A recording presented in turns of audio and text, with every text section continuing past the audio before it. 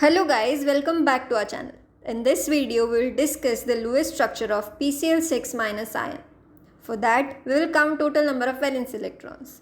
We have one phosphorus atom having 5 valence electrons, 6 chlorine atoms having 7 valence electrons, and this negative charge represents gain of additional electron.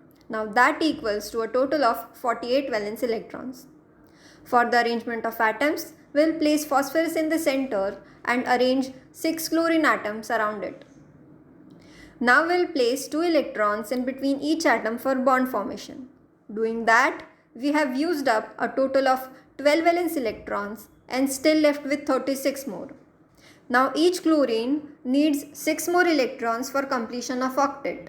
So we will assign 6 to each chlorine atom. So let's do that. Also, Pl6 minus is an ion and so we'll enclose it within a bracket. This is the final Lewis structure of PCl6 minus ion. For more such videos, make sure to subscribe our channel and thank you for watching.